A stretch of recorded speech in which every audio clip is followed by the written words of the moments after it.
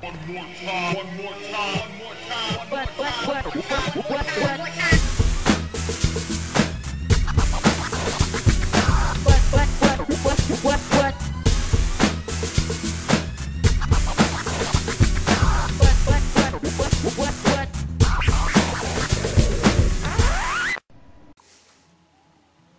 Good evening, YouTube. Digital Soul here. Psh, was going through my old stuff, and I found my paintball hat from back in the day. See, it's like you would wear like your. All right, see, like no one will wear this like this, especially because it gives you the ears. This has nothing to do with my video. It's about to come up. All right, but all right. So you would put this on, and you'd put one of them big mask chumpies on, like this, and you get out there with your paintball gun. You know what I'm saying? And I used to play back when they had illustrators and things like that. So if anybody is like, you know, savvy to the paintball illustrator, remember that? Bushmaster. I was there. And the Steelers, ugh. Yeah, they lost to the Giants, but they almost didn't. But now come the video.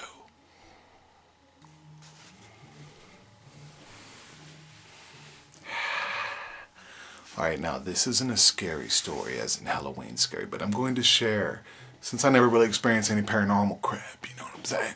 But I'm going to share a scary experience that happened to me. I went swimming at the pool years ago when I was 12 years old, and I may have been younger because I don't recall being able to swim at this point. So let's say 7. Sorry, it's been a while, man. 38. 38! Look, doing this stuff, but my kids love it, so what's up? Anyway, I'm at the pool with my mother, my mom's best friend, and her daughter. She was hearing impaired, and you know, we're swimming, having a great time. You know, it's fun. You know, I mean, what kid don't love swimming? You don't want to be in the kiddie pool because it's warm, and we know why it's warm, man. But we're there for like 3 hours. You know, we go to the snack bar, we pay the ridiculous prices even back then for the food that wasn't so great. And, you know, we're getting ready to leave and everybody's like, hey Frank, you know, have you seen, you know, I'm not going to name her name, but have you seen her? And I said, no. And there's no reason why I'm not naming her name, I'm just not naming her name, alright? And, in case they watch. But, they said, have you seen her? And I said, nah, man. I can go check, though. So, being the kid that I was, my mom always told me, you know, swim on this end of the pool. You know, because I could walk around. It was, like, shallow, you know. And I didn't know at this time, I think I might have been 7, that the pool was different depths on the other side. So, if you're hearing creaky noises, those are the ghosts. But, so I jump in the shallow end and I'm looking around for her, calling her name and stuff, you know, and then I go over and I jump on another end and I went under. I was under the water, man.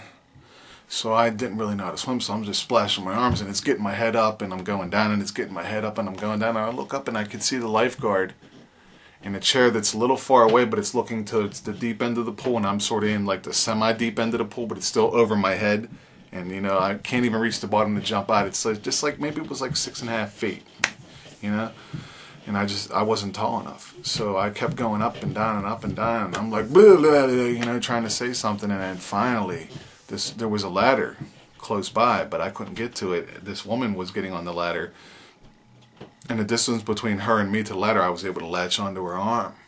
And I pulled myself over like it was like, you know, come here. And I grabbed onto the ladder and I got out of the pool and I can hear the woman's friend saying, why would you bring that kid into the water? She says, I don't know who that is. You know, so that woman saved my life that day because I probably would have went under for the 3rd time, you know. And I would have been gone, you know. And that was one scary situation. There was another one where we, when I was in the Boy Scouts, we used to go spelunking in the caves and stuff like that. Well, there was one time I was outside doing it, rappelling, I guess, down that's a wall, right? So I'm like climbing down a cliff, and I sort of fell off of this cliff, and if it wasn't for this tree branch scratching the snots out of the back of my arm and going up my shirt and like hanging me there, I probably would have died that day too. I mean, there's just some near-death experiences for me was falling out of the tree,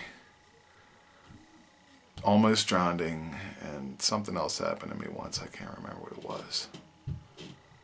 And I seen lightning strike the ground one time, but I was in a building at the time. And it sort of hit like a blacktop, and it looked like a water drop hitting water. It like rippled out this weird, it was just weird. But those are my experiences, man. And as Halloween grows closer, I'm going to talk about ghost stories, because I've been reading a few good ones, and I want to like get something really good. I'm probably going to do one on Halloween, and I'm going to do one before Halloween. So I got a little short window of opportunity, but I'm going to get it. And my son Colton is now a year old. He turned a year old on the 26th, but you know, I also skipped my birthday and my 2-year YouTube anniversary, but who cares? Now let's lighten the mood, right? So my son says to me, he says, "Dad?" And I said, "Yes, son." And I think he got this off of TV, one of his shows on Nick Jr. or something. They said to him, he said, "Dad." And I said, "Yes, son." And he said, "Why did the rubber chicken cross the playground?" And I said, "I don't know, son. Why did the rubber chicken cross the playground?" And he said, "To get to the other slide."